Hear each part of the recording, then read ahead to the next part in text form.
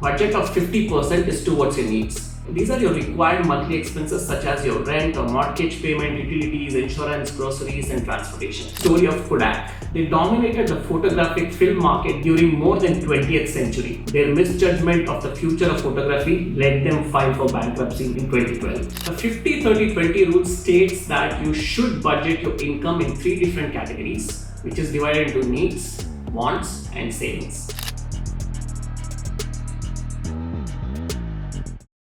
We often think of a financial freedom as some distinct concept, something that is reserved for a fortunate few, or those who are part of this exclusive circle. Still, the reality of achieving financial freedom is not on the far side of some crazy complex set of instructions that you need to figure out on your own. One step at a time, right? It all starts with earnings, savings, and most importantly, budgeting. Budgeting is tough. Not having enough money to cover your monthly expenses can leave you scrambling to dip into your emergency fund or even relying on a credit card. If you're looking for another way to manage your finances, you could consider percentage-based budgeting, which relies on a percentage of your income to determine your spending limitations.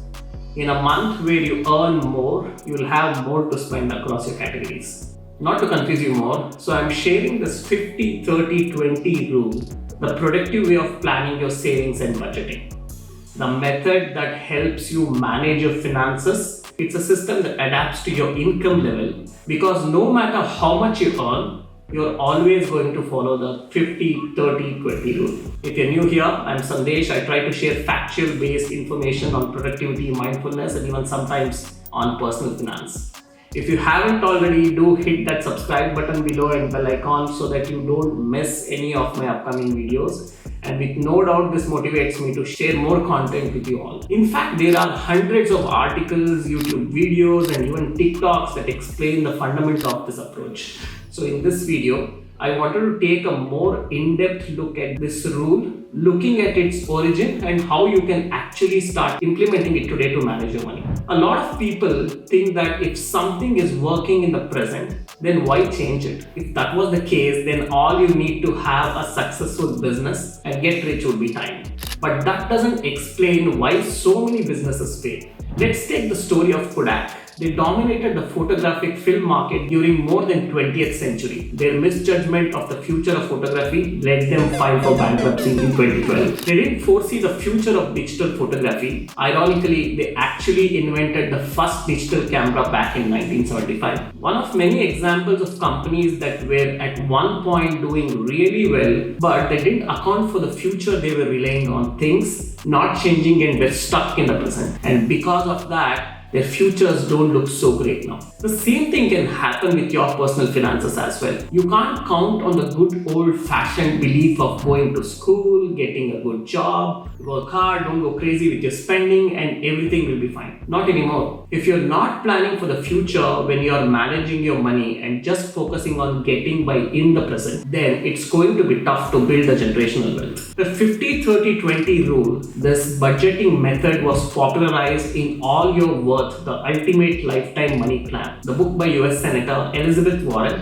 and her daughter Amelia Warren Caddy. They popularized the role to help individuals cover all their bills and expenses without the anxiety of how will I make it through the month. And the best part is, it's super easy to start implementing with just 3-step method. Before you can implement 50-30-20 rule, you need to escape from thinking traps. In this book, Elizabeth and her daughter Amelia outline how you can reverse engineer your negative thought patterns about money. They talk about how to stop playing the blame game and pointing your finger at everything under the sun. The economy, I have kids, I am single, I am old, I am young, etc. Once you stop pointing fingers, it becomes easier to think logically about your income and how you can apply this rule to your life. So go through all your expenses and look at your income. What are your must-haves, your wants, and how can you shift them to allow you to save? Sure, in the beginning you may find it difficult to adjust to the process, but isn't that much better than zero wants or savings at all? If you start smaller, you can incrementally build it until you reach the final goal, and the final step is to count your dollars, not the pennies. Sure, you can buy in bulk, skim off a few pennies here and there, but is that really helping you at all? What you need to do to actually tackle this is to save off a few dinosaur expenses. The stuff that you have just accepted as unchangeable, but you can change them. Start easy with insurance and phone bills. You don't really need a PhD to shop online for cheaper alternatives. Then once you have got a hold of these, slowly start adjusting the bigger expenses. Okay, in this video, we will dive into 3 focus areas. What is the 50-30-20 rules, how to use it, and how the 50-20 rule is right for you. Let's start with what is 50-30-20 rule. The 50-30-20 rule states that you should budget your income in 3 different categories, which is divided into needs, wants, and savings. And it has to start with your after-tax income. This is the amount you have available to spend each month after taxes have been withheld by your employer or set aside for quarterly estimated payments if you are self-employed. If you receive a paycheck and your employer withholds retirement contributions or insurance premiums, add them back in to get to your after-tax income. Once you determine your monthly income, you'll budget it as follows. Budget of 50% is towards your needs. These are your required monthly expenses such as your rent or mortgage payment, utilities, insurance, groceries, and transportation. The next one is budget 30% towards your wants. This is the fun stuff such as dining out, entertainment, and any other additional expenses. Third one is budgeting 20% towards your savings. This is for your financial security and long-term goals, such as creating an emergency fund or even saving for retirement. This also includes vacations or even home improvements. Depositing your paychecks into multiple bank accounts. One practical tip is to have 3 different bank accounts. 50% of your paycheck goes to the needs, 30% to a different account for wants, and remaining 20% to retirement and savings account. An important note, if you are working to pay off your non-mortgage debts, such as student loans and credit card payments, you might wonder where those fit. Payment towards these debts fall into 2 different categories. Number 1, the minimum payments required for your student loan or credit card company are needed. You need to pay at least this much every month to avoid default and harm to your credit card score. Any additional payments made to pay off the balance faster and get out of debt are savings. Why? Because once you are out of debt, you can redirect those payments to savings and investing. Now, how to use this 50-30-20 rule? To show you how 50-20-30 rule works in the real world, let's consider a hypothetical example. John's take-home salary from his full-time job after taxes is $3,900 a month, and his employer withholds $200 a month for health insurance. Here is how John might budget using the 50-30-20 rule. Step 1. Calculate after-tax income. Since John's employer withholds $200 a month for health insurance, John adds that amount back to his take-home pay to determine his income, which is $4,100. Step 2. Cap needs at 50%. Now that John knows his monthly after-tax income, he needs to think about his needs.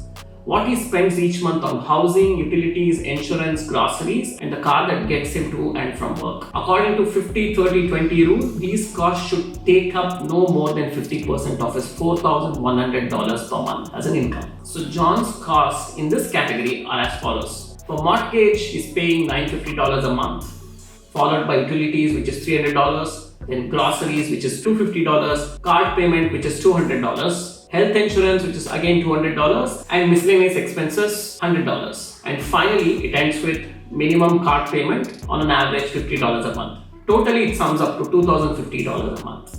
Now, step 3, limits fall to 30%. According to the 50-30-20 rule, John has $1,230 to put towards his wants. The number may seem like a lot to some people, but limiting the income to 30% can be difficult. John has a Netflix subscription, stops for coffee every morning, and likes to meet up with his friends once a week for drinks. He also likes to take his girlfriend out to nice dinners a couple of times a week and tinker on his vintage motorcycle. Spending on all those interests add up to dining out is around $650, entertainment could be around $350, and weekly expenses, if any, or even a short trips, which comes to around $120, workday expenses, that is coffee, breakfast, etc., around $100, online subscriptions, for example, Netflix, probably around $10. Overall, it sums up to $1,230. Now, step 4 is restricting your savings to 20%. The rest of your income should be set aside to emergency savings, putting money towards retirement, savings for future goals, and even getting out of debt.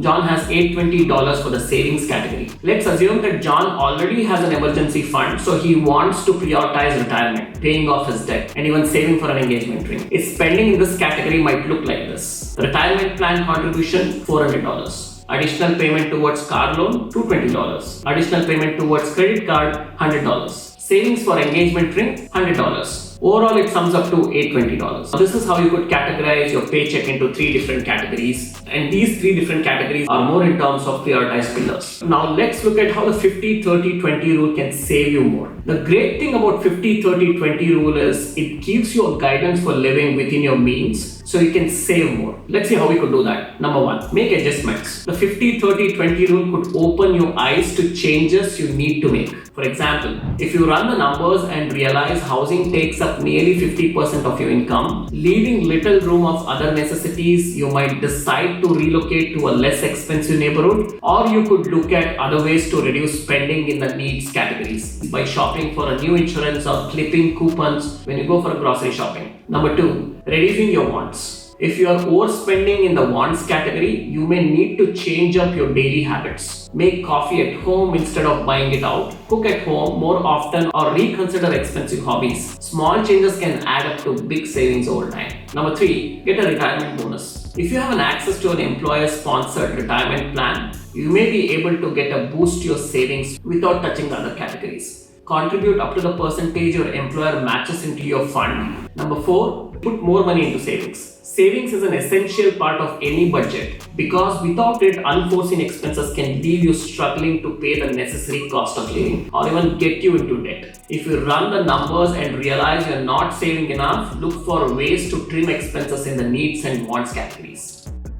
Pay off your debts faster. Knowing you have 20% of your income to dedicate towards savings and paying off debt can motivate you to pay more than the monthly minimum and make a bigger dent in your balance. After setting up your emergency fund, prioritize paying off your debts. The sooner you pay off any credit cards, student loans, and car loans, the more you'll have to invest and save for retirement. Now, let's see if this 50-30-20 rule is right for you. As long as you have income left over after covering your needs, the 50-30-20 rule can work for you. However, if you run the numbers and realize a 50-30-20 split just isn't feasible right now, that's okay. Start where you are and look for changes you can make to reduce your cost of living. Change your spending habits and get closer to the balanced budget. The bottom line is the 50-30-20 rule is far from the only way to budget, but it's a simple formula that allows you to make your wants and needs and save money without strict dollar amounts and inflexible budget categories. If you like this video, do share your insights or feedback in the comment section, and thank you so much for watching this video. I'll see you hopefully in the next video.